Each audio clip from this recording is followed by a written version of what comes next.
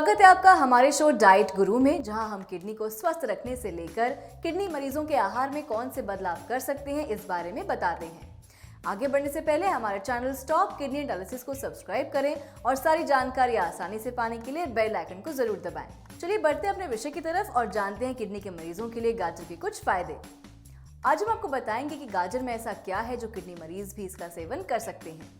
गाजर में vitamin A, vitamin C, vitamin K, pantothenic acid, folate, potassium, iron, copper और manganese जैसे कई खनिज और विटामिन पाए जाते हैं। 100 ग्राम गाजर में कम से कम 8 milligram iron, 530 milligram phosphorus, 0.3 grams fat, 10.6 grams carbohydrate, 0.9 grams protein, 80 mg calcium और 5 मिलीग्राम विटामिन सी पाया जाता है। किडनी के मरीजों को ऐसी चीजों से परहेज करना होता है जो शरीर में क्रिएटिन को बढ़ाते हों। क्रिएटिन शरीर में जमा वेस्ट मटेरियल है जो किडनी के काम में दबाव डालते हैं, जिससे किडनी अपना काम सही तरह से नहीं कर पाती। जितने भी पोषक तत्व हैं वो सीमित मात्रा में हैं, जिसकी जरूरत आपके शरीर को होती है। इसलिए किडनी के मरीज इसका सेवन कर सकते हैं। रोजाना एक जैसे आहार से हर कोई बोर होने लगता है। अगर हम किडनी के मरीजों की बात करें तो उनके साथ आहार को लेकर कई सारी परेशानियां होती हैं। किडनी के मरीजों को कुछ सिलेक्टेड चीजों का सेवन ही करना होता है। उन सिलेक्टेड चीजों में क्या बनाया जाए इसकी कंफ्यूजन रहती है। इसलिए हमने हमेशा अपने इस शो में इस बात को ध्यान में रखा है कि हम किडनी के मरीजों को ऐसे आहार के बारे में बताएं जिसका सेवन वो कर सकते हैं। साथ ही एक आहार सामग्री से किडनी के मरीजों को कितने प्रकार के आहार बनाए जा सकते हैं इस बारे में भी हम बताते हैं। गाजर से आप सब्जी बना सकते हैं। अगर आप गाजर की साधारण सब्जी बनाएं तो इसका सेवन किडनी के मरीज कर सकते हैं। ये खाने में लाभदायक होती है और बनाने में आसान। अगला है गाजर के अप्पे। अगर आप गाजर से कुछ नया बनाना चाहते हैं तो आप गाजर के अप्पे बना सकते हैं। ये किडनी के मरीजों के लिए कुछ नया होगा और खाने में भी लाभदायक होगा। गाजर का अगला आहार है गाजर के परांठे। अगर आप गाजर के परांठे बनाएं तो ये भी किडनी के मरीजों के लिए एक नया आहार होगा। इसका सेवन किडनी के मरीज कर सकते हैं और ये आहार खाने में बहुत ही स्वादिष्ट होता है। अगला है गाजर की खीर। किडनी के मरीज गाजर की खीर का सेवन भी कर सकते हैं। ये बनाने में आसान है और इसका स्वाद भी अच्छा होता है। इस बात का विशेष ध्यान दें कि जिनकी किडनी डायबिटीज की वजह से खराब हुई है वो इसका सेवन बिना डॉक्टर की सलाह के ना करें। गाजर की खीर बनाने के लिए डबल टोन दूध का ही प्रयोग करें। अगला है गाजर का रायता। किडनी के ऐसे मरीज जिन्हें डॉक्टर द्वारा अलाउ है कि वो दही का सेवन कर सकते हैं तो वो अपने आहार में गाजर का रायता भी खा सकते हैं। इसका स्वाद अच्छा होता है और ये दोपहर के खाने का स्वाद भी बढ़ा देता है। इस बात का खास ध्यान रहे कि किसी भी आहार को बनाने के लिए गाजर का प्रयोग उबालकर ही करें। गाजर का सेवन कितनी मात्रा में करना है इसके लिए डॉक्टर से संपर्क जरूर करें। सभी मरीजों की रिपोर्ट्स अलग होती है और उनका आहार उनकी रिपोर्ट्स पर डिपेंड करता है। गाजर का सेवन किडनी के मरीजों को केवल 10 दिन में एक बार ही करना होता है। अगर आप किडनी की समस्या से परेशान हैं तो इसके लिए आप कर्मा आयुर्वेदा से संपर्क कर सकते हैं।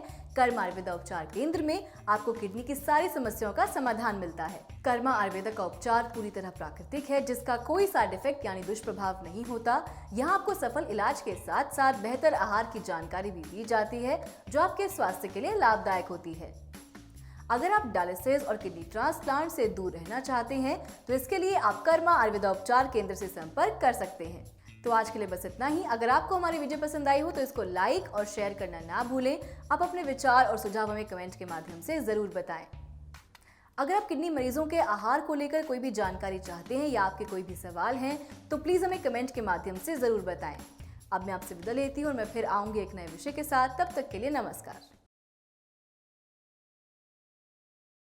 नमस्कार दोस्तों, आज हमारे साथ एक पेशेंट जुड़े हैं। क्या नाम है पेशेंट का? सुभाष चंद्र पांडे। सुभाष, कहाँ के रहने वाले हैं? आगरा से। आगरा। आगरा में कहाँ से? आगरा में प्रेम नगर, राजपुर चुंगी। राजपुर मंडी। हाँ, राजपुर चुंगी। राजपुर चुंगी। हाँ, शमशाबाद रोड पे। शमशाबाद रोड पे है। अच्छा। जब आप आए थे उस समय क्या क्या दिक्कत आ रही थी पेशेंट को? उस समय मेरे पिताजी हैं पेशेंट, तो उनके पैरों में स्वेलिंग थी, क्रेटिनाइन बढ़ा हुआ था, 8 पहुंच गया था, ब्लड यूरिया 191 था और सांस फूलती थी, चलने में दिक्कत आती थी। और हम लोग एलोपैथिक ट्रीटमेंट करवा रहे थे तो उसमें डॉक्टर ने उनको डायलिसिस के लिए बोला था, बट हम डायलिसिस नहीं करवाना चाहते थे, इसीलिए फिर हम लोग यहाँ पर आए। और जब यहाँ पर ट्रीटमेंट करवा तो अभी हम लोग 2 महीने की दवाई ले गए हैं, जिसमें उनका जो क्रेटिनाइन है वो 6 आ गया है और ब्लड यूरिया 178 है इस वक्त, और हीमोग्लोबिन में भी सुधार है। वो मुझे याद नहीं है कितना है, ठीक है। तो और जो पहले इम्यूनिटी उनकी कमजोर हो गई थी वो भी अब ठीक है, पहले बहुत जल्दी ठीक जाती थी। अब ऐसा नहीं। फिजिकली फिट है बिल्कुल? हाँ, फिजिकली फिट है। पहले तो क्रिएटिनिन काफी बढ़ा हुआ था इनका। हाँ। कहाँ तक चला गया था? 8 तक। तो क्या बताया था आगरा में शमशादाबाद रोड पे, क्या बताया था आपको डॉक्टर्स ने? डॉक्टर्स ने यही कहा था कि डायलिसिस करवाइए। वही था। तो डॉक्टर ने डायलिसिस के लिए बोल दिया था उस टाइम पे। हाँ। तो आपको फिर डायलिसिस में आप नहीं गए क्यों, क्या रीजन रहा उसके पीछे कि डायलिसिस ना लेके आपने यहाँ पे आना? सर डायलिसिस के बाद एक तो मेरे पिताजी जो है डायबिटिक पेशेंट हैं, और डायलिसिस के बाद शायद वो कुछ कर ना पाते हैं, तो वही था कि जिंदा रहते खाते, और शायद कुछ समय बाद जैसा डायलिसिस के बारे में मुझे पता है कि बॉडी फंक्शन करना भी बंद ही कर देती है। तो हम लोग ये नहीं चाहते, कोई भी नहीं चाहेगा मैं कि उनके घर वाले जल्दी चलो से। तो आपने इसी चाह के अंदर आपने कुछ ऑल्टरनेट देखना शुरू करे, है ना? फिर आप यहाँ पर आए हैं।